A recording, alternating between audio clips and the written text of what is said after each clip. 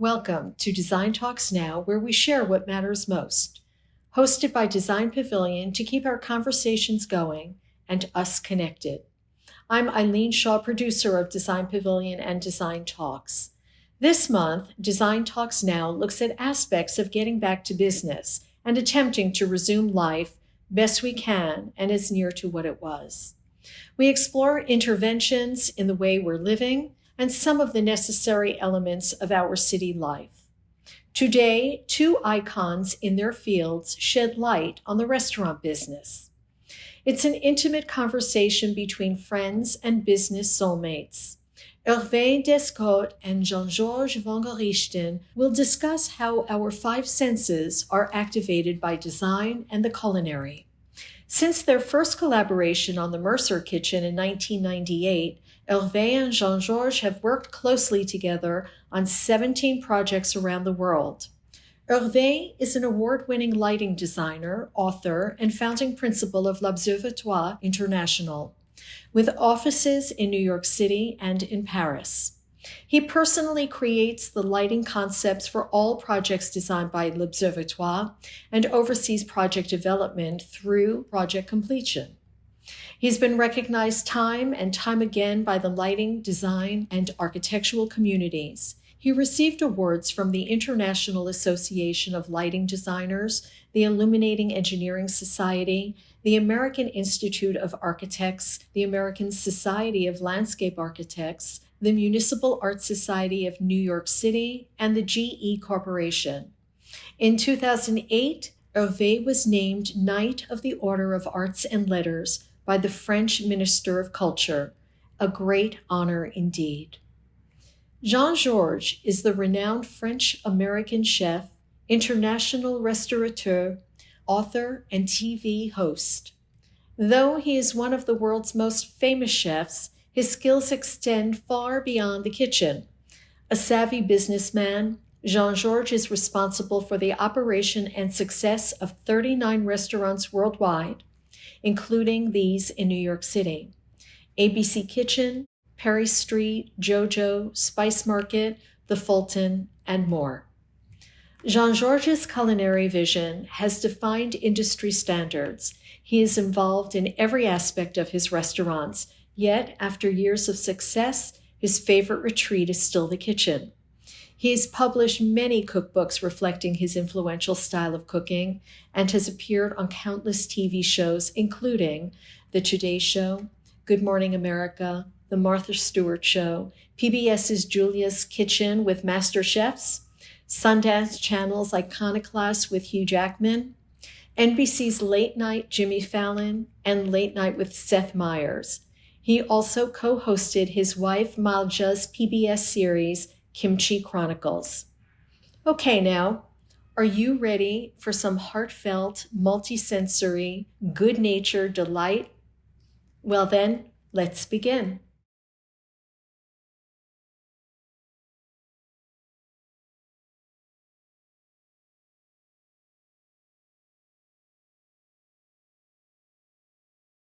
Thank you, Eileen.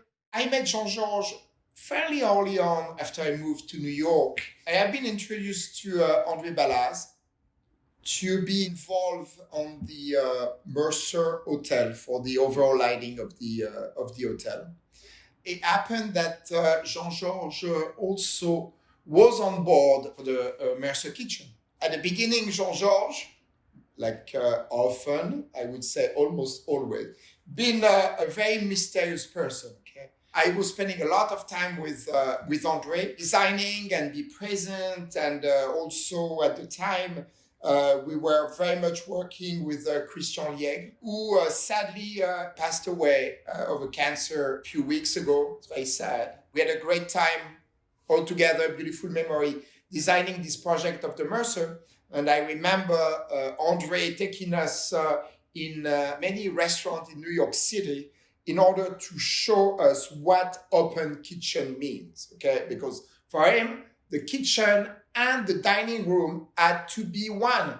Very important to feel like the relationship between both, and probably an extreme challenge for the chef and an extreme challenge for the lighting, because in a kitchen, you need a lot more light than dining experience. And I remember the first time we met with Jean-Georges, arrived to this review of material and proposition of idea for the layout. And it was like so sparkling all over. Like he was bringing a lot of ideas, very electrified by this whole project. And he's been in New York and already exposed to a lot more than I was in New York City. So I was like, wow, my God, it's going to be a very good project. You know, Andre on one side, Jean-Georges on the other. I think we will have a lot of fun. Yeah, so when I met Hervé the first time, I remember it was at nighttime. Most of the time we meet at night. I don't know, I think Hervé needs to live at night a little bit because of the lighting. You know, it's different during the day, different at night. And when I arrived in the Mercer lobby, Christian Liègre was there, the designer, André Balaz. And Hervé was walking around with a glass of champagne. I said, wow. He introduced me to the lighting designer, Hervé Descottes. So I think we exchanged a few words in French. And I said, it's going to be fun to have to do a project with Hervé because, you know, I was sparkling, but he was more sparkling. He had a glass of champagne. I think we immediately connected, I think, you know, because he loves food. He loves drinks and wine. And, you know, that's my passion, my life. And I think since I'm a kid, I was always interested in lighting. I was organizing all the birthday party for my siblings, sister, brother, cousins. Not in food, but I was always taking care of the music. I was kind of a DJ a little bit on organizing the lighting to be a good mood. So previous Hervé, I was at dimmers. The first thing I buy when I go to an apartment is a dimmer because I like to live in, you know, fooding light, sexy light. But I didn't know that somebody could do a living out of lighting, and here we are. Thank you, Mike Jean-Georges, because my living was pretty tough at the beginning. That was one of my first projects. Nobody was there to feed me well. I came from France with a lot of desire of great food. So I think working on a great project and designing a great project, it's important to live the project, to be a part of it, okay? In my city where I come from, we used to say, well, if you go to a restaurant and the food is bad, it means like the chef is not very happy, okay? So every time I ate at Jean-Georges, it was always excellent. So I said, like, there's a happy chef here, okay? And knowing exactly what he wanted, actually, for lighting, it was a very, very good dynamic because Jean-Georges always had the right target for creating the mood. He understood like how to create the drama and how to make the vibe.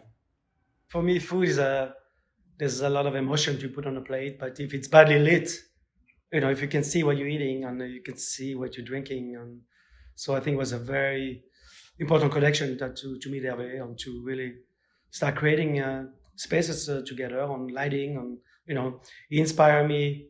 I want to make sure that the food is lit properly so you can eat properly, and you know, face have to glow, the food has to be right there, focused, you know, the ambiance has to be there. So, you know, I think since that moment that we met in that lobby, we opened 17 projects together.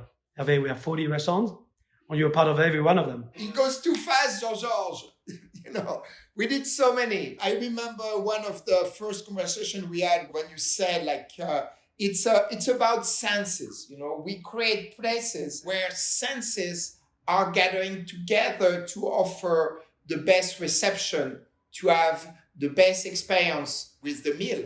You know, it's very important that you feel good, you have the right atmosphere, you're very well seated, the design gets you in the right place where all your senses start to open up. So your palate start to appreciate what you receive. You know, we have a slightly different way of lighting if you like gastro, restaurant versus like more casual. But I think it's super important to see what you eat in the plate, you know, to have a beautiful display, especially when you work with great chef. But you want the mood around you to be very soft and very sexy. I think it's important that you feel relaxed and what you are experiencing, it's emphasized by your sense, be open and more relaxed. Totally, Hervé. I mean, if you look at restaurant critics today, or if you look at the Zagat review, you look at Michelin, you look at New York Times, New York Magazine, or all around the world, there's always 3 checkpoints: food, service, ambiance. And I think the ambiance is really very important. The mood when you arrive in a restaurant, nobody wants to sit in a dentist office when you go for dinner. You know exactly what you like for the mood. You have always, for all your project, you know what you create. And I think it's good to have this vision. ABC is very different than than Nougatine, or very different than Philadelphia. But you clearly manage to describe the mood you want. Usually when we get involved in projects. Like I just came back from the 4 season in Philadelphia, where we did this beautiful building with Lord Norman Foster, one of the greatest in the world. And people approach us to do a project. Is it in Tokyo, which is our smallest restaurant? We have 14 seats. Is it in Shanghai? Is it in Singapore, Paris, London, or Philadelphia, or New York? I think we got involved with those amazing people who are actually designing the place and do the architecture. But then right away, it makes you think about the food. Hervé thinks about the lights. We think about what the table setting is going to be on with friends. But I think we exchanging ideas. We go for dinner. We look at things. We travel together. We end up in Tokyo, designing over lots of bottles of sake, or we somewhere in Paris and enjoying a beautiful bottle of wine. And I think Hervé really understands. He has that sensibility of comfort and ambiance and making things look amazing. So the different moods that Hervé understands, I think in lighting is really extraordinary. Hervé and I finished, just before COVID, we finished a restaurant at the Connaught. All the furniture were done by Nakashima and designed by John He. Any of the project we do, the first thing I think, did you hear about Hervé Descottes before? So we always bring him in because I think Hervé brings, sometimes an architect overlooks because they're looking at the entire project. Hervé is really focused at the ambiance, the table, the entrance, from the bathroom to the kitchen. Most of our places now have open kitchens. So to do that transition from having enough light in the kitchen to cook and to plate the food, to all the way to the dining room without disrupting that passage. Not many architects understand that the way Hervé lives it, and when he works the space, when he sees it, when he, it's a architecture on light, on food, on design. It all has to go together, and I think Hervé is the bridge. In any case, all of those people who are a part of the process of creating a restaurant, they all want the success of that place. They all want to be successful. I understand the vision why he wants to bring the people, so the total human aspect of the experience, like it's very tactile, it's very sensitive, it's a deep experience, but human experience. I'm very fortunate to work with a lot of architects and different architects on many different projects, from a museum in Houston or in France, or even the High Line in New York. I try to understand and get into the process of creating a space. For success of a restaurant, it's getting the dialogue between the human and the space. You bring on board a fabulous architect with this vision, and often they really bring the great decor, the perfect materiality, and they have to trust me, or they have to trust Jean-Georges for the mood and the food, and also trusting how we want the human to experience the space in the specific of having to sit down and enjoy the space for a long time. When you go to any of his restaurants, you are going to sit down for at least an hour and a half of 2 hours. So you're going to really look and experience the detail, the architecture, and everything has to be harmonized. It's like getting a nice tune for an instrument. If you design a modern, restaurant for a little bit more modern food, or if you go to Italian traditional, you will choose different architect and different architecture. Our way is really to make a good matching between the creation of the space and the human experience. If you look at the sun, the moon, sunsets, sun up, I think light is timeless. So when you create a restaurant, you want it to be timeless as well. So lighting has to be, you know, you want different lighting for breakfast, different lighting for lunch, afternoon tea. It has to follow, exactly like the sun, the moon. So the day or night has to be. So Hervé has that sensibility to really create that passage transition from morning to night. And it goes from every single space, like from the dining room to the bar, to the corridor, to the entrance. It's very important because you experience a transition between two spaces. We'll not be happy until it's absolutely perfect. Neither one. Jean-Georges will go back and back and back to make sure it's perfect for the way the table is dressed, the little, the beautiful thing, bringing the little flower in the middle of the table. It's one beautiful gesture. You understand that you have to be at this level every time. Like the single detail makes all the difference. And for me, it's inspiring because I want the same perfection in what I'm doing. I cannot imagine. If I go to a restaurant which is not a Jean-Georges restaurant, happen very rarely, but happen time to time, still have to go to eat somewhere else when it's always packed at Jean-Georges. So when I go somewhere else to eat and something is wrong, I don't feel right, I learn and respect Jean-Georges so much for the way you go to excellence all the time. Excellence is really our mutual goal. We have the same kind of sensibility as well. I think food is all about layers, texture, colors, on I feel architecture, on lighting. It's all about that as well. It's all about creating the next texture, layer, light, and shadow, and this and that. And I think it's a very similar sensibility. I think food on lighting. We didn't come from France to do a bad job in America, okay? Remember Hervé when we created Spice Market? I think Hervé had 16 different light bulbs. The bar was different than the table, the dining room. He created those copper lighting, remember Hervé? Look like upside down walks.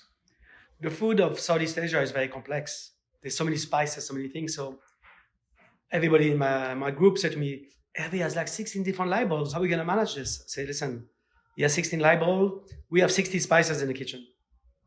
We manage it. Don't worry about it. The place was like so many layers, so many flavor in your mouth and everything. And I think the light reflected. There were so many layers, so many different light bulbs, from lanterns to just naked light bulbs to we had some rooms downstairs. Remember, I can be very spicy too on my lighting. What we did, it was extremely sexy for a spice market when starting at around 6 p.m., the overall general lighting was going softly from amber to red. So you would start your evening at 6 p.m. It would be soft, amber, and nice. A little bit more family oriented, but then the night would go on, and around 9:30 p.m. the whole mood was so incandescent, almost like red. It was very, very sexy. Wow. That's why I compare it to spices, because all your 16 different light bulbs, they were like saffron, cinnamon, nutmeg. It was all those beautiful spices. So I feel like all the colors, all the layers of the spices were reflecting into the light. So it was so spectacular. And actually, that was one of your briefs, Jean-Georges. You were saying, I like the saffron, I like those amber, and I think I would love to get the same vibe with the lighting. I think you initiate some of these ideas. Yeah, we wanted to create this temple, this night market you see in the street of Southeast Asia. Each time we start a project, we have to, Hervé and I, we create a story. That's the way it starts, and then Hervé comes with the lights, we come up with the food, and then the project flourishes in that direction. But always extremely playful, okay? I think it's important to feel the playfulness that started from the relationship. It's why I think the friendship is a great ingredient to a success for a good project, because it brings this vibrance of playfulness when you are a child. You have to spend time with the person you creating a space and creating food and lighting, and then we talk, and they say, oh, you should do this and that, and I went to this restaurant. Here's a picture I saw in Paris or in Tokyo or somewhere. We both travel the world, and sometimes we meet in some points, and we go to spaces. We get inspired by all the city of lights, the great city of the world. Hervé travels somewhere, he brings some idea back. I travel somewhere, I bring some pictures, some lighting. We're exchanging a lot of moods and foods and taste. And did you try this? Did you try that? Did you see this? Did you see that? And I think it starts like that, and then we're really involved in it. And it's not just like doing a project and we walk away. Once we have a project, they're timeless. And that's what we want to do, is create something that is timeless, like the Mercer. Jean-Georges is timeless. At the tower is really great. It's because a great chandelier, great lighting. And, my first restaurant was Jojo. Hervé was not involved in the beginning, which was 91. So we redid it like twice since. Hervé was involved in each of the renditions. So, it's about consistency. It's about people trust us when they see the team come together and we work together late at night and, testing food, adjusting the light. It's just a chemistry that not many people have. So we're very lucky to not only have this work relation, but as well this friendship and this constant creative mind going. Just work, this is not work. It's like a game. It's like a dialogue. It's playful. The next project we're doing is pretty spectacular. It's actually in Morocco. End of next month, we're opening in Marrakesh. Really like a spectacular hotel. And we created two new restaurants. There's 4 restaurants in the property. Le Français, Le Marocain, l'Asiatique, and l'Italien. Believe it or not, I'm not doing le Français. I'm doing l'Asiatique and l'Italien. So we're working with Patrick Join, who's redoing the entire iconic hotel. And so we try to figure out what, with COVID and everything, how we're going to travel there, how we're going to stay safe and open this beautiful hotel. Was inspired, one is Italian, one is inspired from Spice Market, but with Moroccan flavors. And then we have an amazing project next year in September. It's called the Tin Building in New York City. Another iconic space. It's the old fish market, the South Street seaport, with about 12 different counters, restaurants, markets done by Robin and William. That first project together, which is gigantic, 55,000 square feet, and Hervé is part in every single light bulb. We might have maybe 17 different light bulbs. We only have 12 different concepts. It's like being in a candy store, for a designer. Like for me, when we work together, because only 2 years ago, we were opening the project in Philadelphia, super modern, very stark architecture with Norman Foster. It was a glass box with mirror on the ceiling. So a nightmare for a lighting designer, glass everywhere and mirror on the ceiling. So everything is reflecting all the time.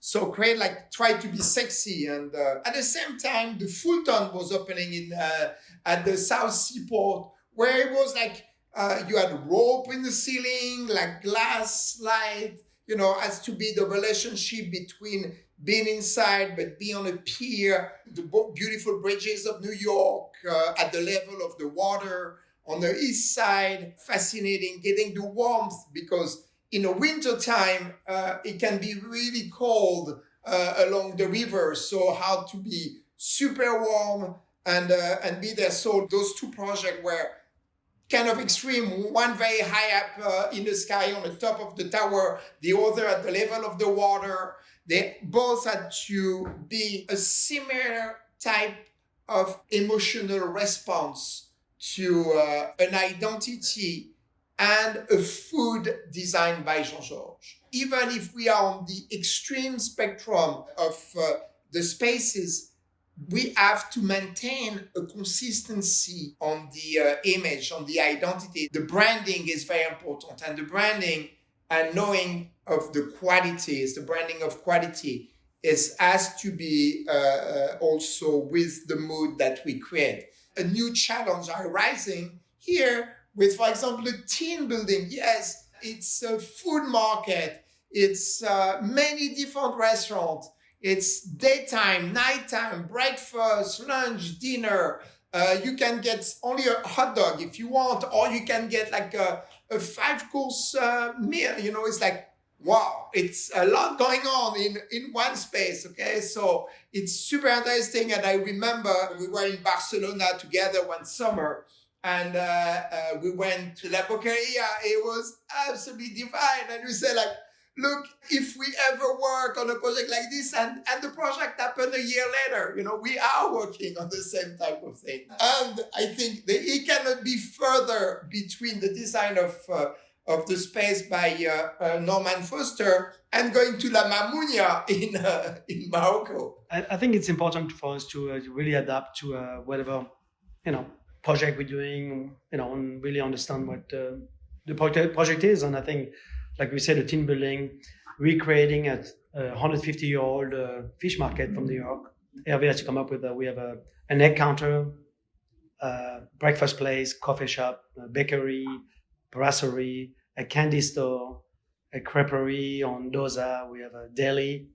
We have a food market. We have a Japanese sushi place. We have a raw counter. Upstairs, Italian, tacos, vegan, Chinese. So we have a lot of work here. We're so passionate about this project and to work with, especially to bring back history back in New York like this, where it's actually the first place when I arrived in New York in 1986. The first place I went to was the fish market.